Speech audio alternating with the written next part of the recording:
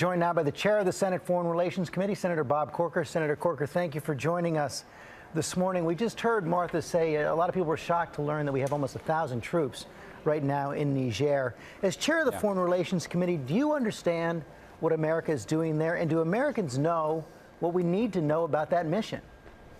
Well, George, we received a congressional notification earlier this year that we had 600 troops there. I know those grow over time, and I visited the area. There's a tremendous amount of extremism there that we're countering. As far as the specific mission, those details we don't know, but we do know in that general area there are a lot of people that wish us harm. So throughout the Sahel, we have a large number of forces. So we should be there?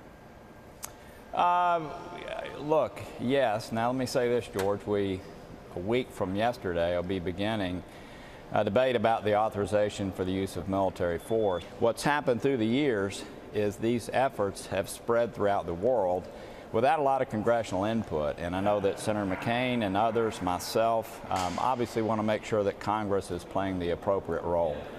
Let's move on to tax reform. President Trump is heading up to Capitol Hill today to talk to you and other Senate Republicans about that.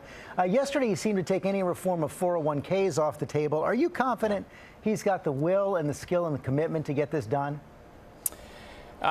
George, I haven't seen that yet. There's about $4 trillion in loophole closings, credits, all kinds of things that you're very familiar with in the tax code that have to be closed in order to do what has been laid out. And so there's, it's easy to talk about cutting people's rates and doing the things that benefit people, but the spinach, if you will, is in doing all of these reforms, which make filling out your taxes much more simple, and which is what the American people have asked for years. But if you start taking things off the table before you get started, you make that very difficult. And so what I hope is going to happen is the president will leave this effort, if you will, to the tax writing committees, let them do their work and not begin taking things off the table that ought to be debated in these committees at the proper time. You've said you're not going to vote for a tax bill that increases the deficit.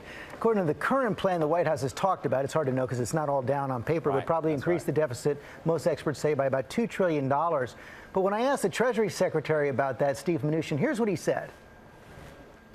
We believe there'll be $2 trillion of additional growth. So under our plan, we believe this will cut the deficit by $1 trillion, and that's what we're focused on. And that's with a conservative 2.9% GDP over the 10-year period of time. Do you buy that explanation that growth is going to pay for this? Well, we'll see, George. As you know, not all tax reform is equal, and so we'll have to see. Obviously, we need to look at scoring mechanisms. We'll go through the process. I didn't want it. We have the greatest threat to our nation is not what's happening in northern Africa or what's happening in North Korea or any other place. It's really us, George, our inability to deal with our fiscal issues with $20 trillion in debt, another $10 trillion on current projections over the next decade. You've had some tough words for President Trump. You compared the White House to an adult daycare center. You said he's putting us perhaps on the path towards World War III, and said most of your colleagues agree with you behind closed doors. Any second thoughts about those comments? No, George, I don't make comments that I haven't thought about. The first comment was obviously in response to a very fallacious tweet that the president sent out. The second comment, really, when you look at the fact that we've got this issue in North Korea and the president continues to kneecap his diplomatic representative, the Secretary of State, and really move him away from successful diplomatic negotiations with China, which is key to this, you're taking us on a path to combat. And so, I want to support these efforts that are underway. The president undermines our Secretary of State, raises tensions in the area by virtue of the tweets that he sends out. And I would just like for him to leave it to the professionals for a while and see if we can do something that's constructive for our country, the region, and the world. Sounds like no second thoughts. Senator, thanks for your time this morning. Thank you.